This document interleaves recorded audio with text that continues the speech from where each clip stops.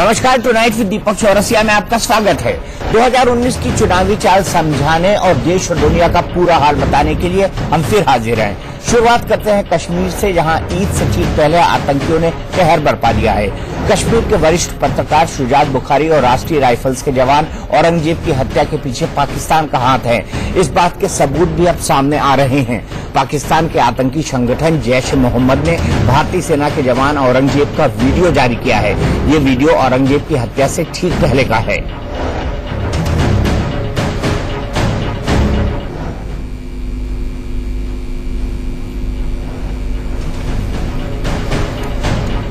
बैठे हैं श्रीनगर के अंदर, खासकर श्रीनगर के अंदर कोई भी पार्टी का हो, चाहे वो बीजेपी का हो, चाहे वो एनसी का हो, चाहे कांग्रेस का हो, ये नेता लोग दुनिया को मरवा रहे हैं। इन नेता लोगों को हटाया जाए, कश्मीर से बाहर निकाला जाए और एक साइड से सफाया करके दूसरी साइड से पीर गली से बाहर निकाला जाए। जो गैर लोग हैं उनको बाहर निकाला जाए, ये सफाया किया जाए। ये मैं अगर नरेंद्र मोदी हो तो मैं 72 घंटे की उनको बोल देता हूँ, नहीं तो हम खुद बदला लेने के लिए तैयार है। सुरक्षा बलों और खुफिया एजेंसियों ने शहीद औरंगजेब की हत्या करने वाले 4 आतंकियों की पहचान कर ली है। औरंगजेब को एक कार में अगवा किया गया था। अगवा करने वाले 2 आतंकी हिजबुल मुजाहिदीन के हैं, जबकि 2 आतंकी जैश ए मोहम्मद के हैं और पाकिस्तानी हैं। दूसरी ओर पत्रकार शुजात बुखारी हत्याकांड में वहां चौथा संदिग्ध दिख रहा है, जो शुजात बुखारी की बॉडी के पास ही खड़ा है। शुरू में मदद करने का नाटक करता है और फिर भीड़ बढ़ते ही घटनास्थल पर पड़ी बंदूक उठाकर भाग निकलता है। पुलिस ने इस चौथे संदिग्ध को हिरासत में लेकर हथियार भी बरामद कर लिया है। The suspect has been taken in custody, and during the questioning, during the disclosure of that individual, the pistol which was taken out from the scene of the crime, which is available in the video, that has been recovered. Shujaat Bukhari की हत्या में लश्कर ए तैयबा के आतंकी नावेद जट का नाम सामने आ रहा है। नावेद जट पाकिस्तानी आतंकी है, जो इस साल फरवरी में श्रीनगर के अस्पताल से फरार हो गया था। भारतीय सेना का कहना है कि शुजात बुखारी की हत्या के पीछे पाकिस्तान का हाथ है।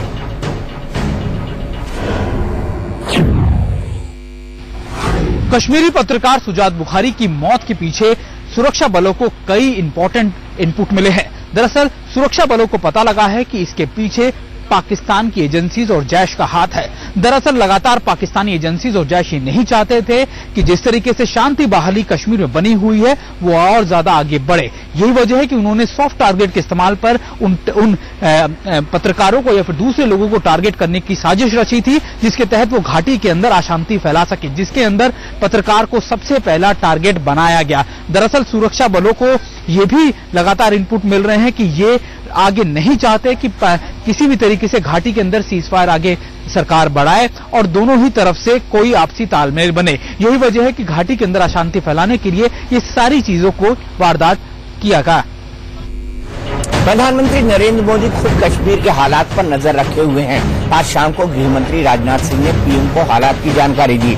कश्मीर में एक्शन की रणनीति पर हाई लेवल मीटिंग भी हुई। संकेत मिल रहे हैं कि अब सरकार आतंकियों पर नरमी बरतने की मूड में नहीं है, क्योंकि एक और आतंकी ने ईद से पहले घाटी में कत्लेआम मचाया, तो वहीं पत्थरबाज भी अपनी हरकतों से बाज नहीं आ रहे। घाटी में अमन चैन के दुश्मन सिर्फ आतंकी ही नहीं है, कश्मीर के लोगों के लिए पत्थरबाज भी उतने ही खतरनाक है। पत्थरबाजों ने आज फिर सीआरपीएफ की बस को निशाना बनाया और पथराव किया।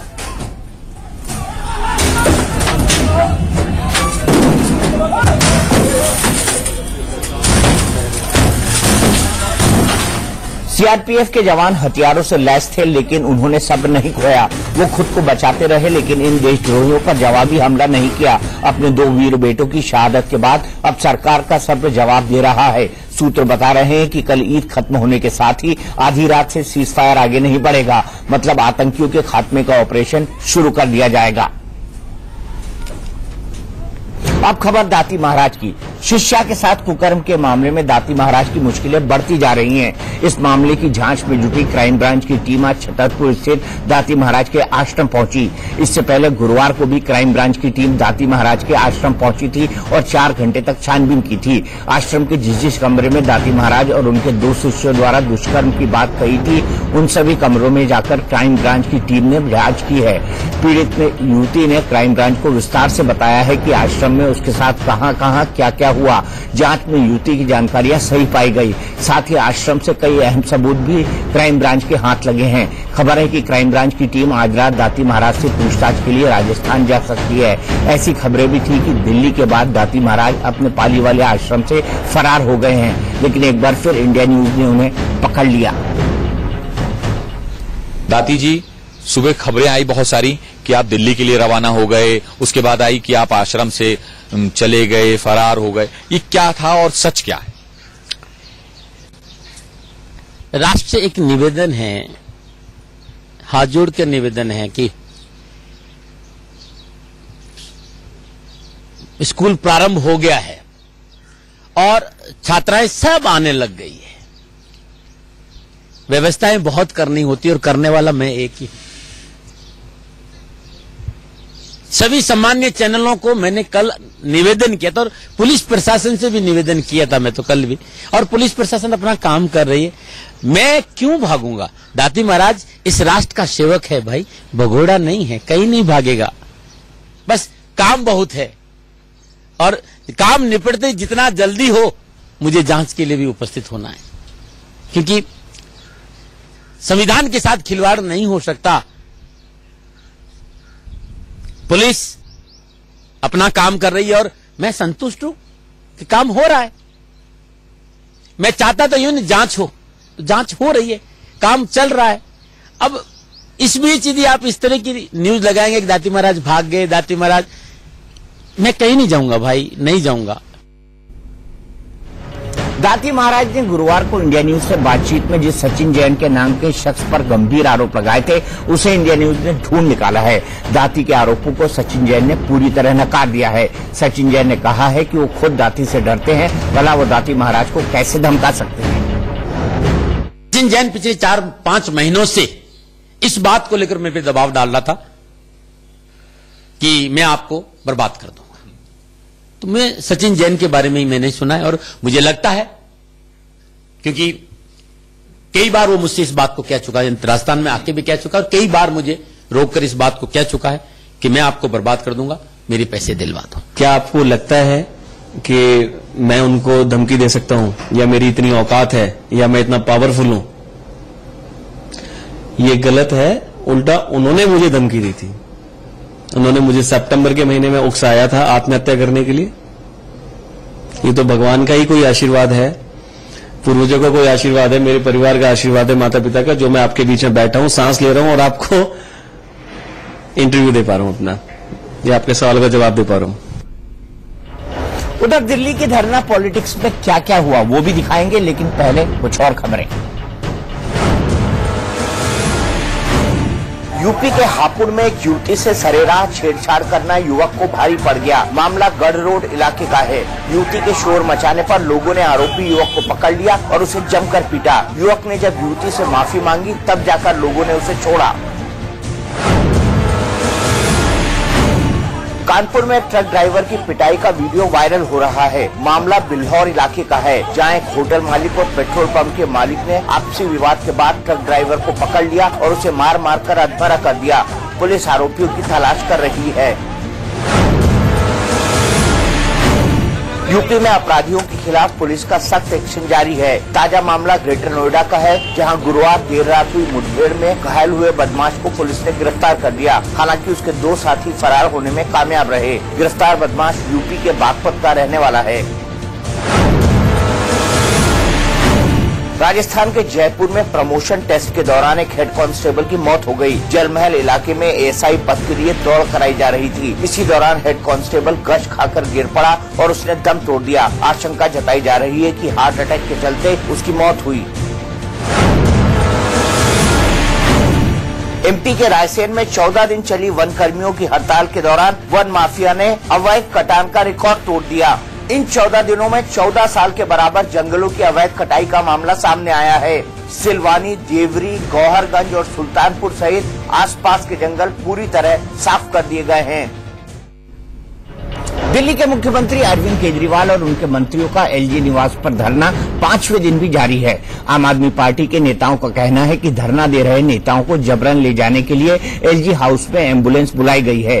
केजरीवाल ने कहा कि अनशन पर बैठे उनके मंत्री पूरी तरह फिट हैं, फिर भी उन्हें जबरन हटाने की तैयारी क्यों की जा रही है। अरविंद केजरीवाल ने कहा कि अगर रविवार तक उनकी मांगों पर कोई जवाब नहीं मिला तो दरवाजे दरवाजे जाएंगे और 10 लाख परिवारों के साइन लेकर आएंगे। प्रधानमंत्री मेरी मांगों पर कोई जवाब नहीं दे रहे, इसलिए अब दिल्ली की जनता उनसे पूछेगी। इस बीच सीएम केजरीवाल ने पीएम मोदी को दोबारा चिट्ठी लिखी है और आईएएस की हड़ताल खत्म करने के लिए उनके दखल की मांग की है। उन्होंने कहा कि नौकरशाहों की हड़ताल का मकसद आप सरकार के काम में बाधा पहुंचाना था। इस पर एलजी और पीएम की ओर से कोई जवाब नहीं मिला तो पीएम के नाम दोबारा चिट्ठी लिखनी पड़ी। हम यहाँ अपने लिए बैठे हैं क्या? हमें मजा आ रहा है। 4 दिन सोफे पे सो के देखो आप, कोई आसान काम है क्या? हमें कोई मजा आ रहा है क्या? कह रहे हैं एसी धरना, ऐसे जैसे कि हमारे घर में भी एसी लगा हुआ है। एसी का ही वो करना होता, हम घर में एसी में बैठ जाते। कोई एसी में बैठने के लिए हम यहाँ आए हैं क्या? हम यहाँ पे दिल्ली के लोगों के काम में जो अड़चने पैदा की जा रही हैं प्रधानमंत्री जी के द्वारा, एलजी साहब के द्वारा, आईएएस अफसरों के द्वारा, उसको खत्म कराने के लिए आए हैं हम लोग। हम दिल्ली की जनता के लिए आए हैं। उधर आम आदमी पार्टी ने एक वीडियो जारी किया जिसमें मनीष सिसोदिया कह रहे हैं कि वो और सत्येंद्र जैन दिल्ली के बेहतरी के लिए तपस्या कर रहे हैं। अगर एलजी ने जबरन उनका अनशन तोड़वाने की कोशिश की तो हम पानी भी त्याग देंगे। अभी हमें डॉक्टर्स ने बताया है, कुछ लोगों ने फोन करके डॉक्टर्स ने, कि शायद 20-25 डॉक्टर्स बाहर बुलाए गए हैं और एम्बुलेंस भी बुलाई गई है। ऐसा लग रहा है कि जैसे जबरदस्ती उठाने की तैयारी की जा रही है। मैं एलजी साहब को, मैं पुलिस को, मैं मोदी जी को चेतावनी देकर कहना चाहता हूं कि इस तरह की हरकत मत कीजिएगा। फास्ट हमारा चलता रहेगा और अगर आप जबरदस्ती उठाने की कोशिश करेंगे तो मैं चेतावनी दे रहा हूं, फिर खाना पीना तो छोड़ दीजिए, पानी भी छोड़ देंगे हम लोग। दिल्ली के हालात को लेकर केंद्रीय मंत्री विजय गोयल ने गृह मंत्री राजनाथ सिंह से मुलाकात की। वहीं दिल्ली की पूर्व सीएम शीला दीक्षित ने केजरीवाल की धरना पॉलिटिक्स पर उन्हें घेरा है। मैं आज गृह मंत्री राजनाथ जी से मिला हूं और उनको पूरी स्थिति की जानकारी दी है।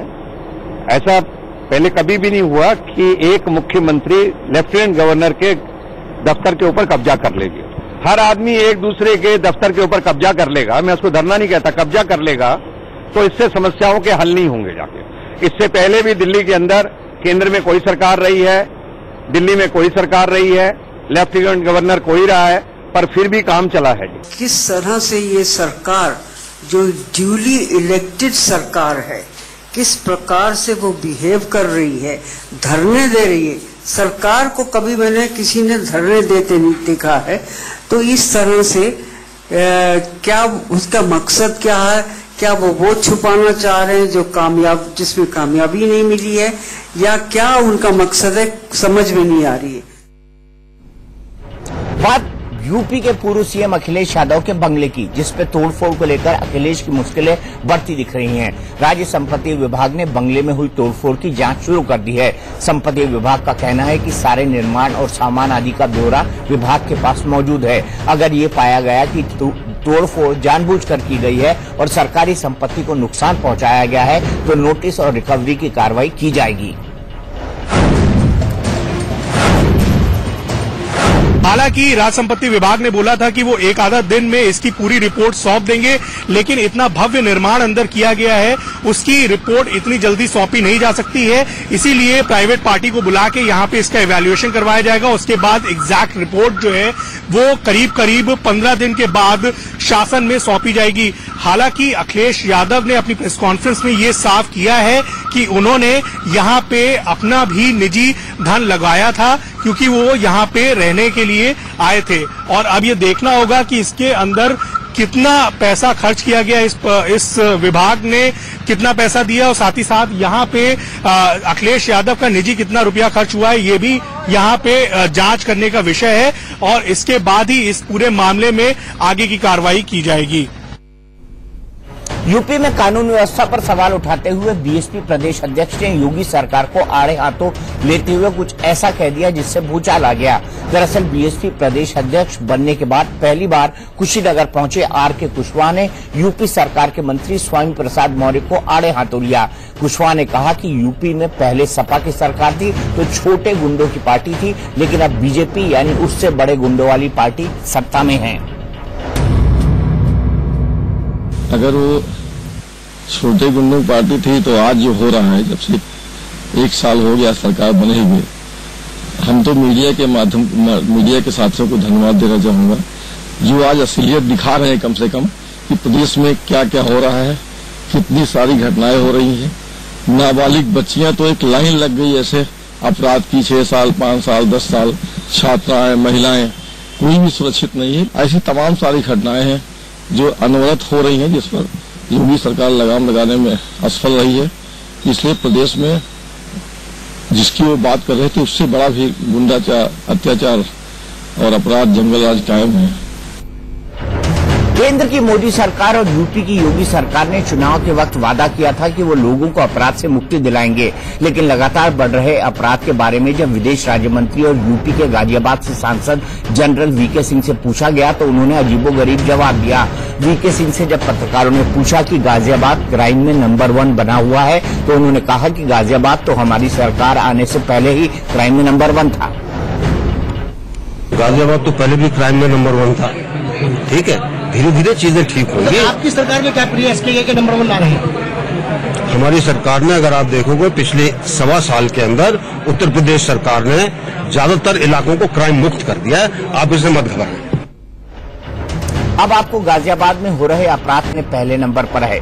पिछले दिनों एक आरटीआई में खुलासा हुआ था कि यूपी में सबसे ज्यादा अपराध वाले 5 थानों में से 4 थाने गाजियाबाद में हैं। इस साल अभी तक गाजियाबाद के इंदिरापुरम थाने में 2673, साहिबाबाद थाने में 1809 और कविनगर थाने में 1528 मामले दर्ज हुए हैं। बात झारखंड की, जहां बीजेपी को जेडीयू ने तगड़ा झटका दिया है। जेडीयू ने ऐलान कर दिया कि वो झारखंड में अकेले चुनाव लड़ेगी। बिहार सरकार में मंत्री और जेडीयू नेता श्रवण कुमार ने ऐलान किया कि झारखंड में संगठन को तेजी से विस्तार देने के लिए बहुत जल्द एक बड़ा कार्यकर्ता सम्मेलन आयोजित किया जाएगा। उसमें बिहार के मुख्यमंत्री नीतीश कुमार भी शामिल होंगे।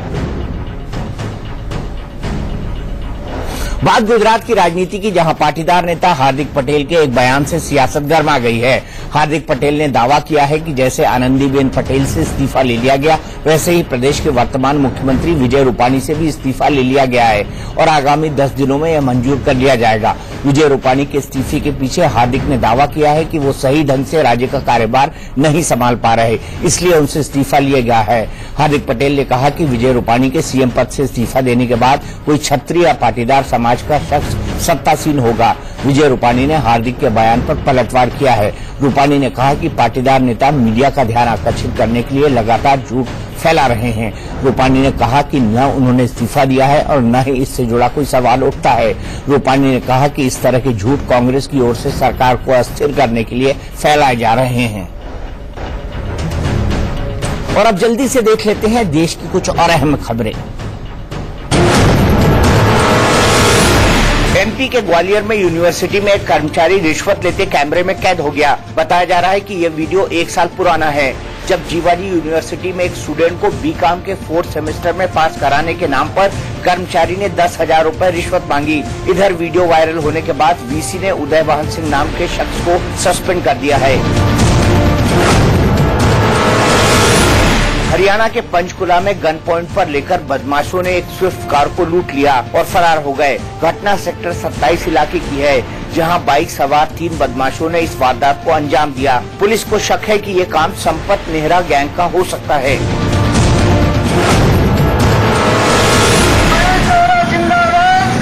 हरियाणा के नारनौल में बिजली संकट के खिलाफ लोगों का गुस्सा फूट पड़ा। ग्रामीणों ने सरकार के खिलाफ जमकर नारेबाजी की और बिजली घर का घेराव कर महिलाओं ने एसडीओ कार्यालय पर कब्जा कर लिया। बाद में अधिकारियों के आश्वासन के बाद लोग शांत हुए। बात बिहार की, जहां कुछ लोगों ने कानून व्यवस्था को खुली चुनौती दी है। गया में प्राइवेट क्लिनिक चलाने वाले एक डॉक्टर को पेड़ से बांधकर उसकी पत्नी और बेटी के साथ गैंगरेप किए जाने की दिल दहला देने वाली वारदात सामने आई है। बुधवार रात करीब 9 बजे डॉक्टर अपने परिवार के साथ मोटरसाइकिल से जा रहे थे। इसी दौरान 8 से 10 बदमाशों ने उन्हें घेर लिया। बदमाशों ने पहले लूटपाट की, फिर डॉक्टर को पेड़ से बांध दिया और उनकी पत्नी और बेटी के साथ गैंगरेप किया। पापा से पैसा सब छीन लिया था, मेरी मम्मी से पूरा सब छीनने लगा था और उसके बाद मुझे ले जाकर बहुत दूर, मेरे पापा मेरे मम्मी से बहुत दूर ले जाकर सरकार से हम यही कहना चाहते कि जल्द से जल्द उन लोग के पकड़े और हम उनको आंखों से हम फांसी की सजा देखना चाहते हैं, तभी मुझे सुकून मिलेगा। मुझे इंसाफ चाहिए। इस वारदात से पूरे जिले में हड़कंप मच गया है। आनन फानन में मामले की जांच के लिए SIT का गठन किया गया। हरकत में आई पुलिस ने इस मामले में तुरंत कार्रवाई करते हुए 20 लोगों को हिरासत में ले लिया है। इनमें से 2 को पीड़ित ने पहचान लिया है जो वारदात में शामिल थे। और लोग भी जो डिटेन्ड हैं उन्हीं में से हम लोगों को पूरा विश्वास है लोग घटना में शामिल थे, लेकिन उनकी पहचान इसलिए नहीं हो पा रही क्योंकि जो केस के विक्टिम हैं उनका ये कहना है कि बाकी लोगों ने मुंह अपना ढक रखा था।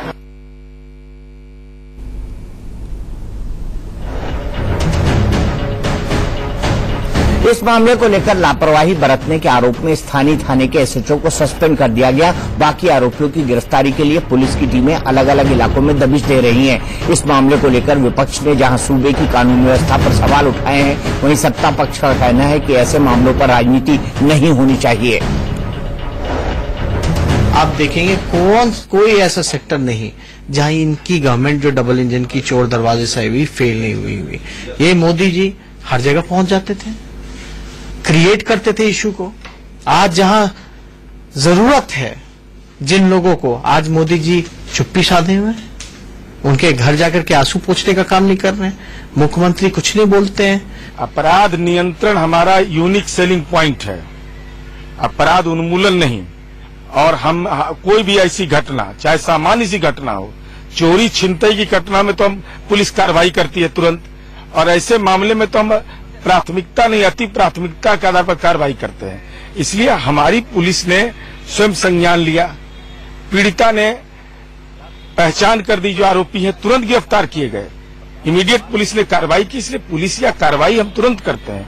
और कानून का राज का अर्थ यही होता है कि आपराधिक घटनाओं पर पुलिस त्वरित कार्रवाई करे। क्या वाकई देश बदल रहा है? ये सवाल इसलिए क्योंकि आज जो हम आपको 2 तस्वीरें दिखा रहे हैं वो न सिर्फ इंसानियत बल्कि समाज के मुंह पर तमाचा है। पहली तस्वीर महाराष्ट्र के जलगांव की है, जहां कुएं में 2 दलित नाबालिग लड़कों के नहाने पर उनकी बेरहमी से पिटाई की गई और उन्हें पूरे गांव में निर्वस्त्र कर घुमाया गया। ये वीडियो 10 जून का है, जबकि दूसरी तस्वीर गुजरात के मेहसाना की है। यहाँ एक दलित युवक के जूती पहनने पर दबंगों ने उसकी जमकर पिटाई कर दी। अब इस मामले पर सियासत भी शुरू हो गई है। कांग्रेस अध्यक्ष राहुल गांधी ने ट्वीट कर बीजेपी RSS पर निशाना साधा है। राहुल ने कहा है कि बीजेपी और RSS की मनुवाद की नफरत की जहरीली राजनीति के खिलाफ अगर हमने आवाज नहीं उठाई तो इतिहास हमें कभी माफ नहीं करेगा। राहुल के ट्वीट का बीजेपी RSS ने जवाब देते हुए कहा कि राहुल अपनी अज्ञानता के चलते ऐसे बयान दे रहे हैं। दलितों की हालत के लिए कांग्रेस खुद जिम्मेदार है।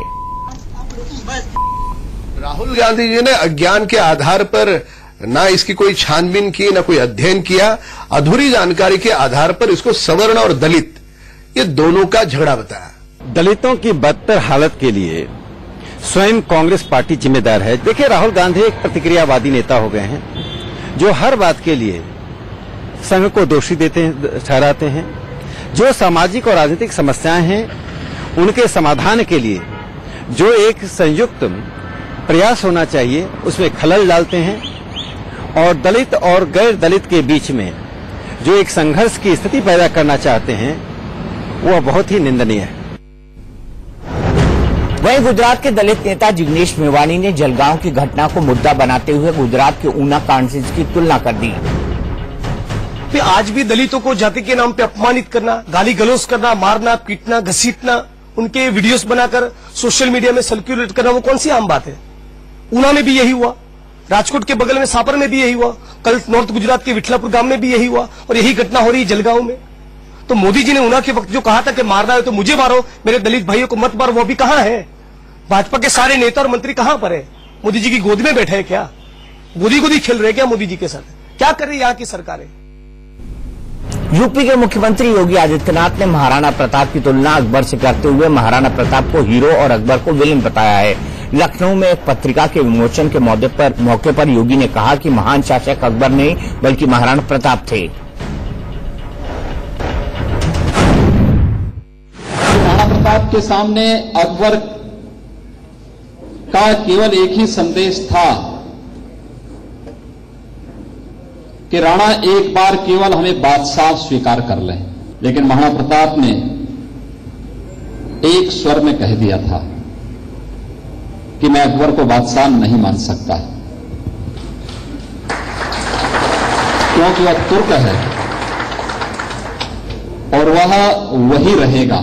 उस समय की सबसे बड़ी ताकत के सामने जूझते हुए महाराणा प्रताप ने जिस शौर्य और पराक्रम का परिचय दिया था, इतिहास में इस प्रकार का उदाहरण मिलना बिरला है। और यही नहीं, वो लड़ाई एक दिन की नहीं थी, कई वर्षों तक अरावली की पहाड़ियों में लड़ा गया और अंततः अपने उन सभी दुर्ग और किलों को वापस जीत करके महाराणा प्रताप ने बात साबित की थी कि महान अकबर नहीं बल्कि महान महाराणा प्रताप ही हैं, जिन्होंने अपने शौर्य पराक्रम के बल पर उस कालखंड में भी भारत के स्वाभिमान और सम्मान की रक्षा को बनाए रखने का कार्य किया था।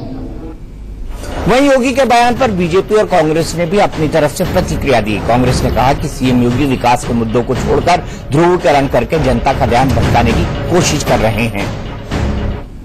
कोई एक भी मुगल की राजा इस देश में प्रशंसनीय नहीं है, उसको महान नहीं कह सकते। सब लूट बेइज्जती करना, औरतों का, मंदिरों को तोड़ने का यही काम किया है। और राणा प्रताप घास की रोटी खाना पसंद किया परंतु लड़े, विजय हुए, ये महान है। ये इनकी एक मानसिकता दर्शाता है कि जब आप विकास की बात नहीं कर सकते हो, लोगों के जुड़े हुए मुद्दों की बात नहीं कर सकते हो, तो आप उनका ध्यान भटकाने की कोशिश करते हो।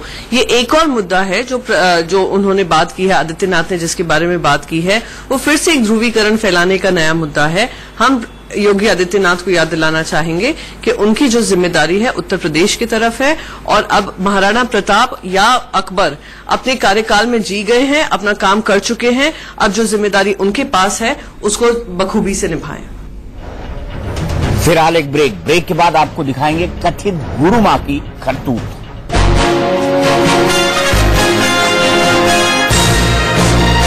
अमेरिकी खुफिया एजेंसी पर क्यों भड़की वीएफपी वो भी दिखाएंगे, लेकिन अभी एक नजर कुछ और खबरों पर। छत्तीसगढ़ के कोरबा में करंट लगने से एक मासूम की मौत हो गई। घटना 11 जून की है, जब हाई टेंशन तार की चपेट में आने से 2 बच्चे बुरी तरह झुलस गए थे। दोनों बच्चों को अस्पताल में भर्ती कराया गया, जहां 9 साल के दीपेश ने आज दम तोड़ दिया। बिहार के मुजफ्फरपुर में दिमागी बुखार से 5 बच्चों की मौत का मामला सामने आया है, जबकि 2 बच्चों का इलाज अस्पताल में जारी है। दिमागी बुखार से हो रही मौत के बाद स्वास्थ्य विभाग में हड़कंप मच गया है। बिहार के बांका में विजिलेंस की टीम ने एक इंजीनियर को 3.5 लाख रुपए रिश्वत लेते हुए रंगे हाथ गिरफ्तार किया। दरअसल पीएचईडी डिपार्टमेंट के एग्जीक्यूटिव इंजीनियर मनोज कुमार चौधरी ने ठेकेदार से काम के एवज में घूस मांगी थी और पटना विजिलेंस ने उन्हें पकड़ लिया। मध्य प्रदेश के सीहोर से 72 साल की एक बुजुर्ग महिला इन दिनों इंटरनेट पर छाई हुई है। District collector office typist Laxmibai जिस स्पीड से टाइपराइटर पर उंगलियां चलाती है, उसे देखकर हर कोई दंग रह जाता है।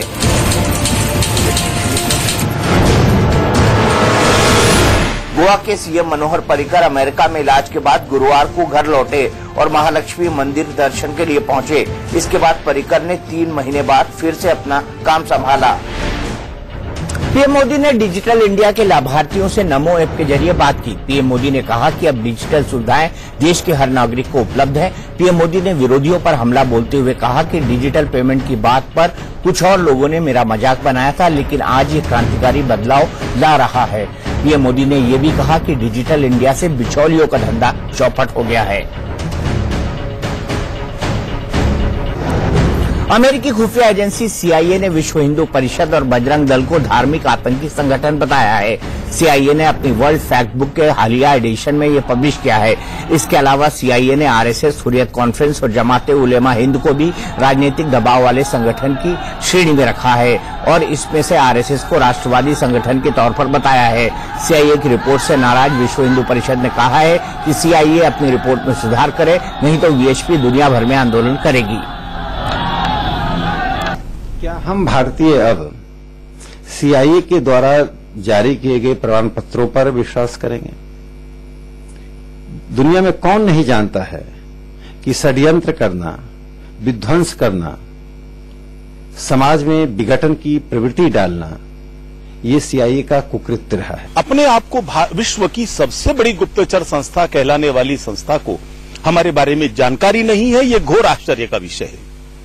विश्व हिंदू परिषद, बजरंग दल पूर्ण रूप से देशभक्त संगठन। हम भारत सरकार से भी अपील करते हैं कि वो अमेरिकी सरकार पर दबाव डाले और दबाव डालकर इन सारे विषयों को ठीक कराएं और अमेरिका को इस बात के लिए विवश करें कि वो माफी मांगे। यदि ये सब नहीं होता तो हमें मजबूर होना पड़ेगा, एक विश्वव्यापी आंदोलन हम अमेरिका और सीआईए के खिलाफ खड़ा करेंगे। अब एक नजर दुनिया के बाकी देशों के हलचल पर। पीओके के गिलगिट बाल्टिस्तान में लोगों ने पाकिस्तान के खिलाफ प्रदर्शन किया। स्थानीय लोग भारी भरकम टैक्स देते हैं, लेकिन चीफ सेक्रेटरी ने यह कहकर विवाद खड़ा कर दिया कि गिलगिट बाल्टिस्तान के लोग 1 रुपया भी टैक्स नहीं देते। चीन में एक टापू पर खाली पड़े गांव को कुदरत ने अपनी गोद में ले लिया। शेंगसी आइलैंड पर वीरान पड़े गांव में अब हर तरफ हरियाली है और घरों पर लताएं फैल गई है। समंदर में मछली कम होने पर मछुआरों ने इस जगह को छोड़ दिया था।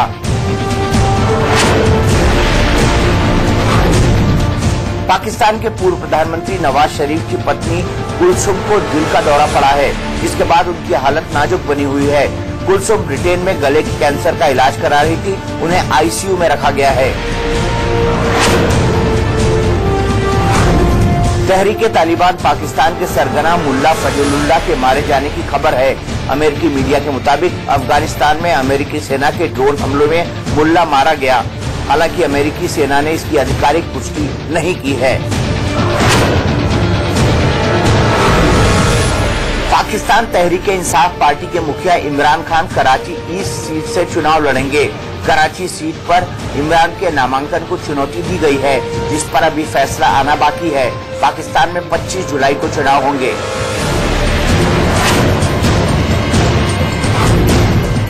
अमेरिका के राष्ट्रपति डोनाल्ड ट्रंप और उनके बच्चों के खिलाफ केस दर्ज किया गया है। ट्रंप फाउंडेशन में वित्तीय लेन देन में गड़बड़ी के बाद न्यूयॉर्क प्रशासन ने केस दर्ज करने के आदेश दिए हैं। आरोप है कि ट्रंप ने फाउंडेशन के फंड का निजी इस्तेमाल किया। स्पेन में 11 महिला सांसदों को मंत्री बनाया गया है।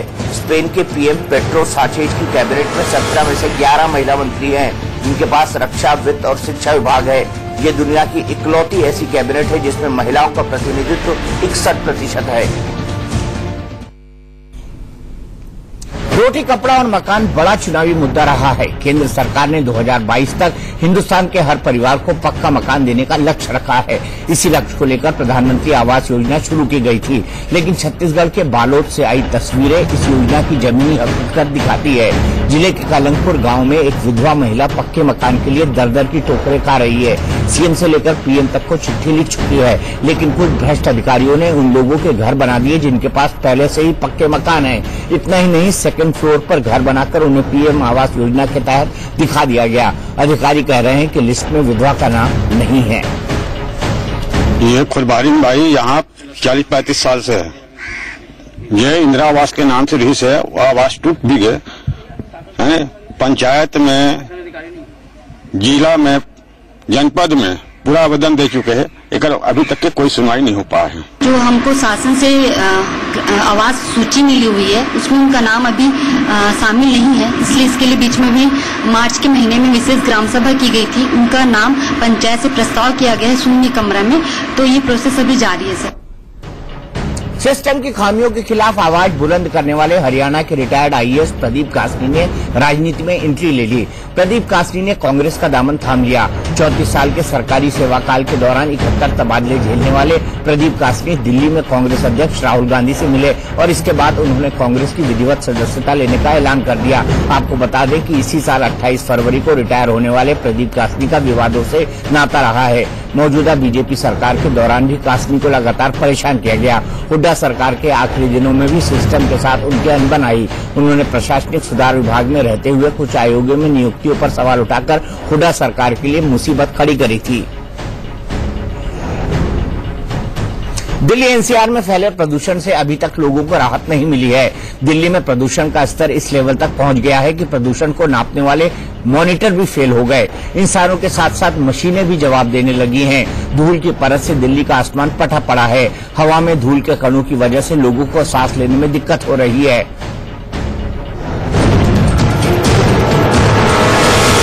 अभी हम खड़े हैं लोधी रोड और यहाँ आपको दिखाते हैं यहाँ के मीटर का क्या नजारा है और आपको देख करके अचंभा होगा, आप चौंक जाएंगे कि अर्थ साइंस जिस मंत्रालय के तहत ये मॉनिटर होता है, देख रेख होता है, उसी मंत्रालय के कैंपस का जो मॉनिटर लगा हुआ है वो खराब हो चुका है, पॉल्यूशन का शिकार हो चुका है। इतना ही नहीं, इसी कैंपस में जो मौसम विभाग का गेट है वहां पर, यहाँ से कुछ ही फासले पर है, वहां पर भी 2 मॉनिटर लगे हुए हैं, वो भी पूरी तरह से ठप हो चुका है।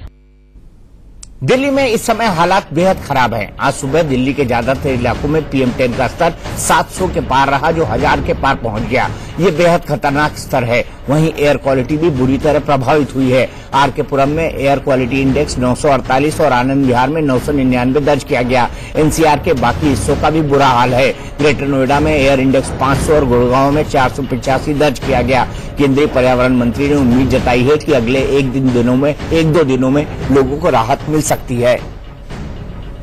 कुछ डस्ट का स्टॉर्म जिसे कहते हैं कि धूल मिट्टी वो वेस्ट से आई और उसमें विशेषकर राजस्थान वगैरह से, उसके कारण जो है जो एयर क्वालिटी जो है वो खराब हुई। हमारे IMD का कहना है कि 1-2 दिन के अंदर ये सेटल हो जाएगा।